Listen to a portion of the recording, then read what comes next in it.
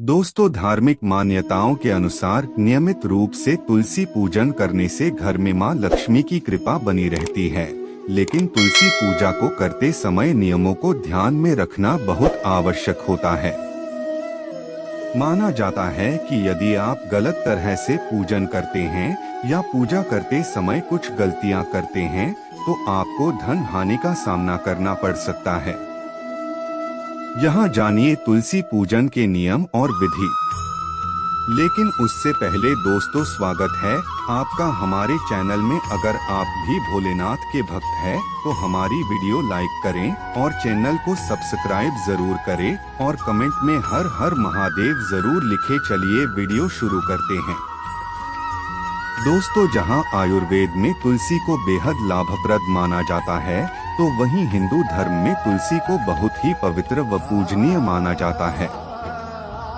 वास्तु में भी तुलसी को सकारात्मक ऊर्जा प्रदान करने वाला पौधा कहा गया है। धार्मिक मान्यताओं के अनुसार जहां पर तुलसी का पौधा लगा होता है और प्रतिदिन उसकी पूजा की जाती है व जल से सींचा जाता है, वहां पर सदैव भगवान विष्णु व मां लक्ष्मी की कृपा बनी रहती है। ऐसे घरों में कभी भी खुशहाली व धनधान्य की कमी नहीं होती है। लेकिन तुलसी पूजन करते समय भी कुछ बातों को ध्यान में रखना बहुत आवश्यक होता है। तुलसी पूजन के समय की गई कुछ गलतियों के कारण आपको धन हानि उठानी पड़ सकती है।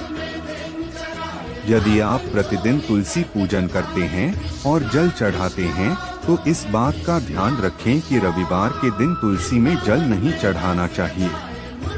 यदि आप संध्या काल में पूजन कर रहे हैं, तो इस बात का ध्यान रखें कि तुलसी को दूर से ही प्रणाम करें। भूलकर भी शाम को तुलसी के पौधे को स्पर्श नहीं करना चाहिए। अक्सर हम लोग तुलसी में जब दीपक जलाते हैं तो आसन नहीं देते हैं, लेकिन तुलसी में दीपक जलाते समय अक्षत चावल का आसन देना चाहिए। मान्यता के अनुसार महिलाओं को तुलसी पूजन करते समय बालों को खुला नहीं रखना चाहिए। अन्य पूजा अनुष्ठानों की तरह तुलसी पूजा करते समय भी बालों को बांधकर रखना चाहिए। कई बार देखने में आता है कि घर के सभी सदस्य एक एक करके तुलसी में जल अर्पित करते हैं, लेकिन ऐसा नहीं करना चाहिए। अधिक जल से तुलसी की जड़ को नुकसान पहुंचता है, जिससे वे सूख जाती हैं और तुलसी का सूखना शुभ नहीं माना जाता है। अक्सर लोग तुलसी को चुनरी ओढ़ाने के बाद उसे बदलते नहीं हैं, लेकिन ऐसा नहीं करना चाहिए। अन्य देवी देवताओं की तरह तुलसी के वस्त्र भी बदलते रहना चाहिए। तुलसी के पौधे को संध्या काल में छूना वर्जित बताया गया है। यदि आपको पूजन या अन्य की काम के लिए तुलसी तोड़ना हो, तो सुबह का समय ही सही रहता है। तुलसी तोड़ते समय ध्यान रखें कि पहले प्रणाम करने के बाद ही पत्ते तोड़े। इसके साथ ही इस बात को भी ध्यान में रखना चाहिए कि तुलसी कभी भी नाखून से खींचकर नहीं तोड़ना चाहिए। प्रतिदिन प्रातः जल्दी उठकर स्नानादि करने के पश्चात पूजा घर में पूजन के साथ तुलसी का भी पूजन करना चाहिए।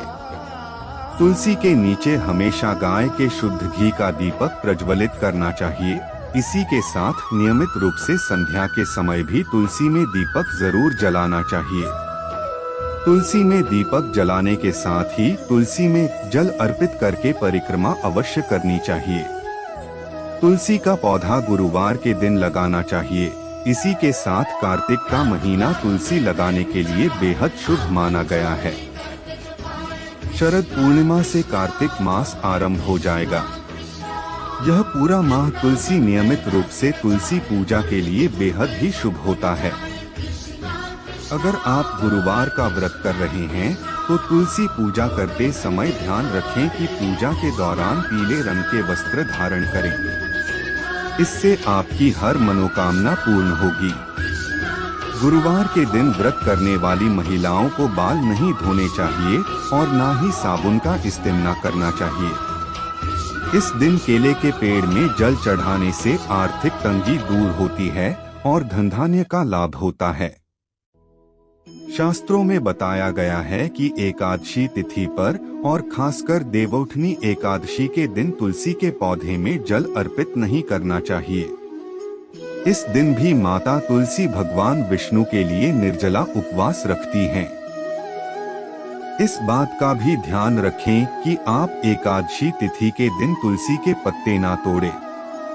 ऐसा करने से माता लक्ष्मी नाराज हो जाती हैं और जीवन में कई प्रकार की समस्याएं उत्पन्न होने लगती हैं।